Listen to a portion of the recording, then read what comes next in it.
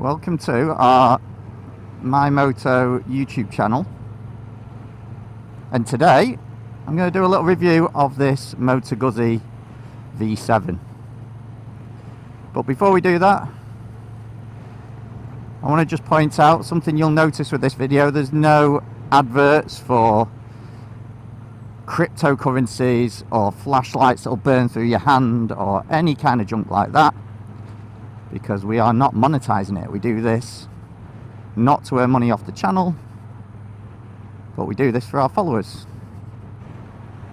And because we're doing that, leaving adverts off the channel so that you can get straight to viewing our videos, we ask that you just do us a huge favor, leave us a like, a subscribe, hit the notification bell, and the next time you need some motorcycle kit, just come and check us out first. We've got 3 stores, one in Manchester, one in Leeds, and one in Claycross in Derbyshire. So if you're able to come by the stores, come and see us, or you can go to our websites, which are mymoto-uk.com or dstoremanchester.co.uk. If you let us know that you're a viewer, a subscriber and a follower, then we'll make sure we look after you. So make sure you mention that when you're purchasing anything. Right, back onto this Moto Guzzi. So these V7 Moto Guzzis, this iteration of it with the fuel injection came out in, I think it was 2007, 2008, around then. This is a 2009 version, or 2008 registered 2009. 750cc lateral twin. So the cylinders are here in front of my knees on a V. It's very iconic for Moto Guzzi, that engine configuration, the lateral V. And it does have a bit of a characteristic to it because it's a little bit shaky.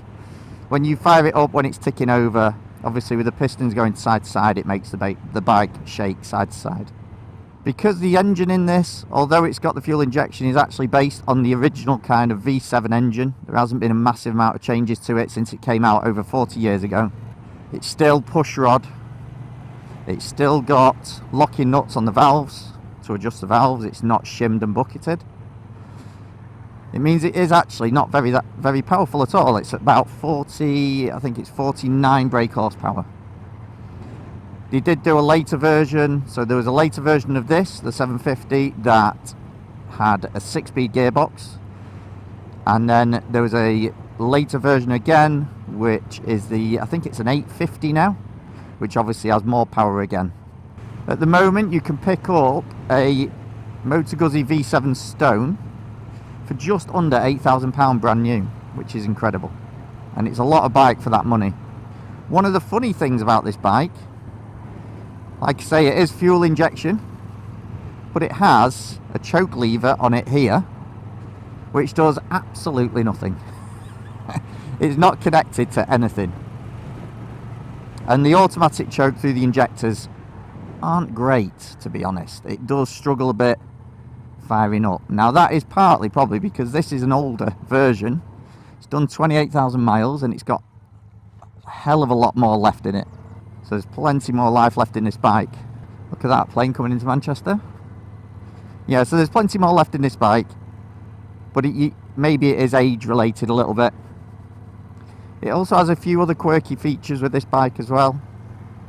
Shaft driven, tubular steel frame, twin rear shocks. The handling is, how can I describe it? It's kind of soft at the front and a bit firm at the back. I'm sure a bit of suspension tweaking would fix that. But if you hit a pothole with those twin rear shocks, it does give you quite a bang. The handling isn't anything to write home about at all, but that's not why you buy a bike like this. You buy a bike like this because it's got all that Italian character and soul. The V-twin rumble that like the Ducatis and things had. I say had because they seem to do 4 cylinders more than anything these days. But it's got that Italian V-twin sound, but with a very basic engine that's easy to maintain. So it could do the mileage as well without too much servicing.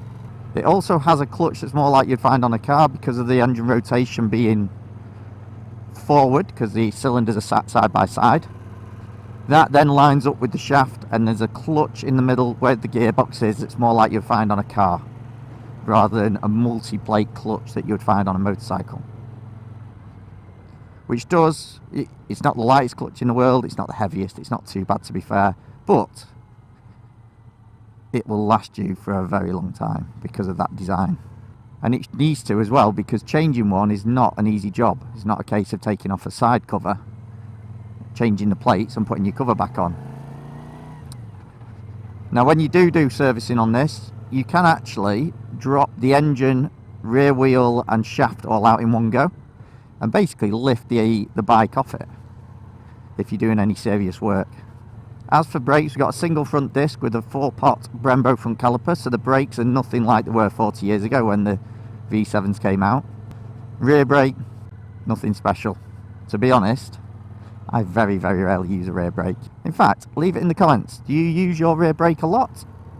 Or are you like me where I very rarely use my rear brake? One of the drawbacks to this era of MotoGuzzi V7 is the plastic tank, which, because of the ethanol in the fuel these days, does tend to expand a bit.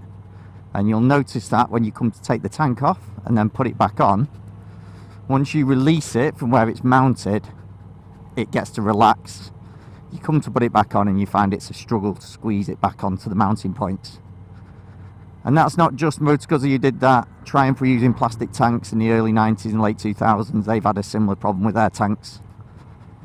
Another thing that it can cause is as the ethanol leaks through the plastic, it can then get to the paint layer and cause the paint to bubble, which is also another problem. Now I've lined the tank on this one with a ethanol resistant lining to stop that happening as much. This has also got a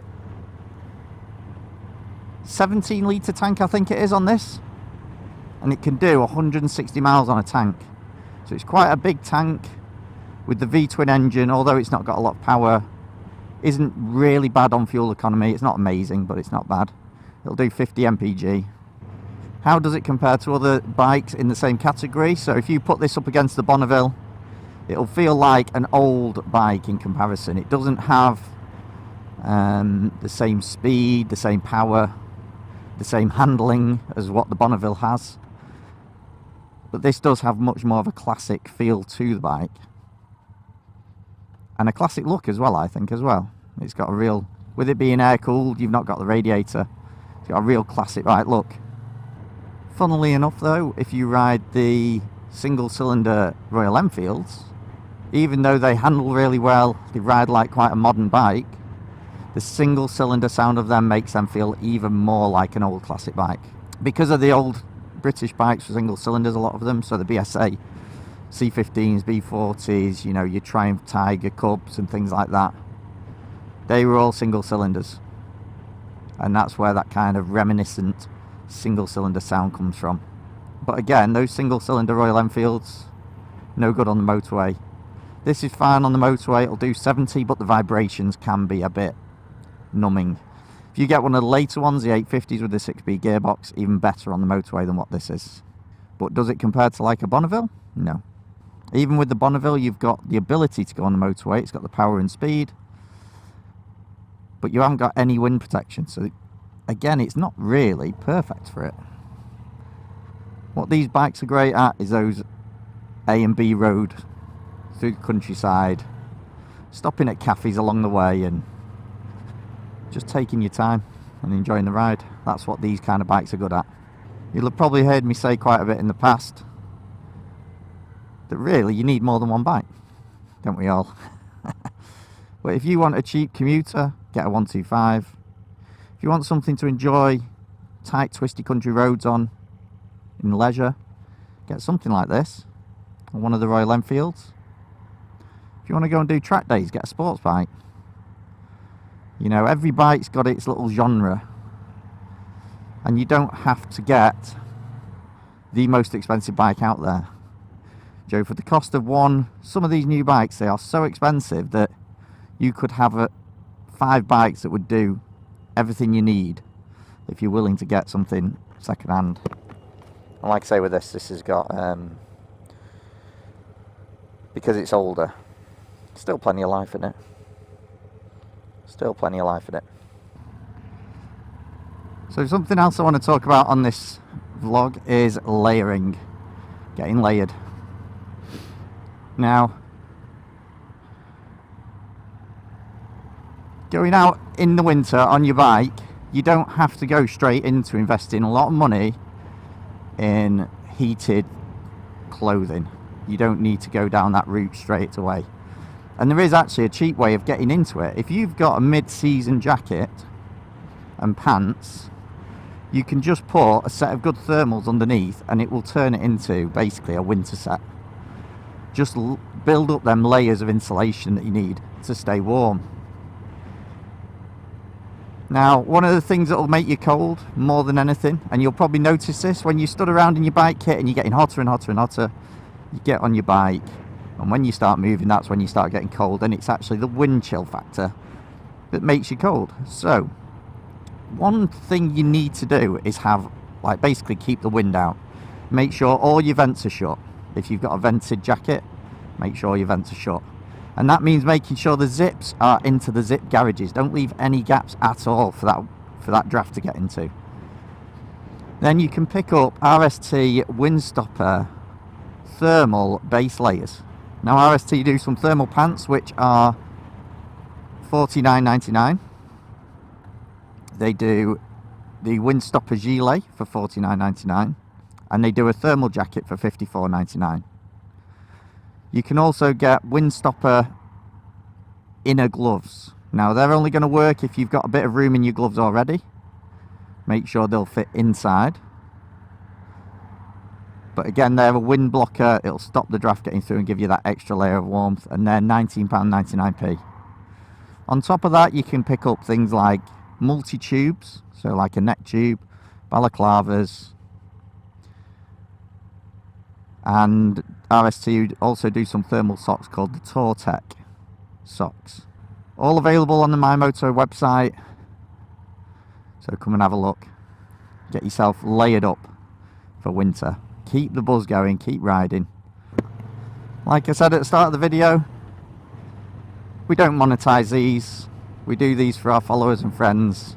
You'll find lots of things like tutorials and reviews on our channel, all for the benefit of our viewers and followers and friends. So, we're not going to monetize it. We're not going to waste your time with daft adverts at the start. They can be, I think they're about up to 35 seconds long now for adverts on YouTube.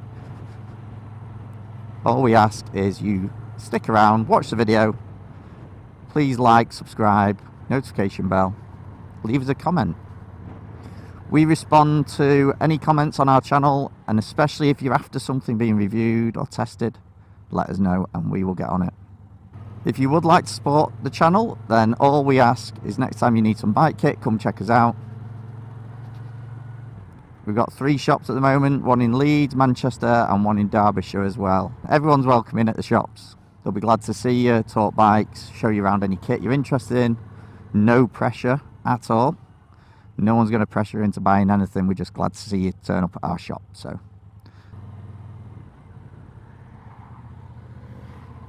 flipping heck. Was that a Yamaha SR125? I did my test on one of them back in, what year would it have been? Back in 2000, I think I did my test on an SR125 with Bellevue, the test centre at Bellevue. That's gone now, I think. So anyway, yes. Thanks for watching.